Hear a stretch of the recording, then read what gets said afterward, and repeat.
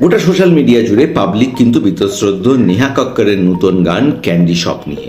মানে নেওয়া যাচ্ছে না, এতটা বাজে ধরনের পোজ, এতটা বাজে ধরনের লিরিক্স, এবং তার সাথে যে হুক স্টেপটা দিচ্ছে তাতে ভোজপুরি ইন্ডাস্ট্রি বলছে দেখো ভাই তোমরা আমাদেরকে বলো, আমাদের গান নিয়ে, আমাদের হুক স্টেপ নিয়ে বলো।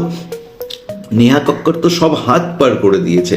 মানে সিচুয়েশন এই মুহূর্তে দাঁড়িয়ে এমন একটা জায়গায় পৌঁছেছে যে নেহা কক্করের ফ্যানরাই বলছে দিদি ডিলিট করে দাও, দরকার নেই। শুধুই কি ক্লিকের জন্য এরকম একটা গান বানালো ক্যান্ডি শপের মতন, মানে আনবিলিভেবল। আপনি যখন দেখবেন আপনি নিতে পারবেন না, কারণ নেহা কক্কর এমন একটা জায়গার থেকে উঠে এসেছিল, মানুষ তাকে প্রচুর ভালোবাসা দিয়েছে।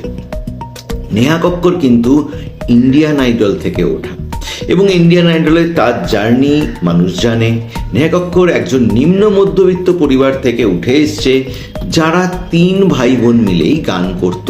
নেহা কক্কর নিজে ইন্টারভিউতে বলেছে যে তিনি জাগরাতা, কীর্তন এইসব গান থেকেই ছোটবেলা থেকে উঠেছেন। তার রুচি এই ধরনের, শুধুমাত্র ক্লিকের জন্য। দেখুন, নেহা কক্কর অবশ্যই ইন্ডিয়ার one of the melody queen, আপনাকে মানতে হবে সেটা, কিন্তু সময়ের সাথে মানুষ কি এতটা নিচে নামতে পারে? অনেকে তো বলছে যে কি করে টনি কক্কর নিজেই গানটার প্রডিউসার, নিজেই গানটার অ্যারেঞ্জ করেছে, মিউজিক অ্যারেঞ্জ করেছে, নিজে ফিচারিং হয়ে আছে, কি করে বোনের সাথে এই গানে সহজ হতে পারে? মানুষ বলছে নেহাদি আব বাস করো।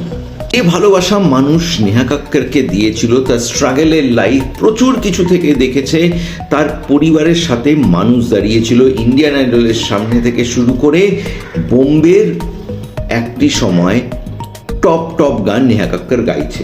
এবং হ্যাঁ, নেহা কক্কর বলেছে যে তুমি যে কাউকে দিয়ে গান করাও, আমি সেই গান করলে গানের মধ্যে আগুন লেগে যায়। সত্যি কথাই, মিলে হো তুম হামকো এরকম গানও তো আমরা দেখেছি, কিন্তু এই ক্যান্ডি পপ এবং মানে 1 ললিপপ, 2 ললিপপ, 3 ললিপপ, সবাই বুঝতে পারছে ওটা কি জিনিস অ্যাকচুয়ালি।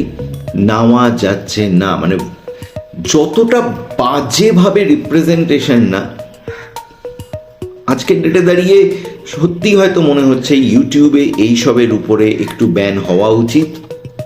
কিন্তু সবার আগে দেশের একজন সিঙ্গার যার হাত ধরে এত ভালো ভালো গান এসছে, তার কি এই কাজটা করা শোভা পায়? শুধুমাত্র লাইকের জন্য, শুধুমাত্র কিছু ক্লিকের জন্য আর কিছু পয়সার জন্য?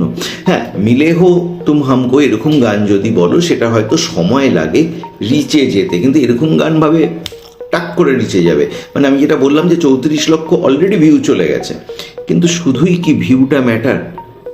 কারণ তারপরেও তারই ফ্যানরা বলছে ডিলিট করে দাও, কারোর সামনে বসে দেখা যাচ্ছে না। কেন? ওয়াই? সমাজ কোন দিকে যাচ্ছে? একজন ন্যাশনাল ফিগার, ন্যাশনাল লেভেলের সিঙ্গার, তারও কিন্তু সেই দায়িত্বটা নিতে হবে। আপাতত আপনার কি মনে হচ্ছে? আপনার যদি মনে হয় গানটি দেখার, তাহলে ক্যান্ডি শপটা চেক করে নিন। আর যদি না মনে হয়, প্রে করব নেহা কক্করের শুভ বুদ্ধি হোক এবং নেক্সট গান আরও ভালো গাইবে, সেরকমের অপেক্ষায় আমরা কিন্তু রইব। ভিডিওটি সবার মধ্যে শেয়ার করবেন।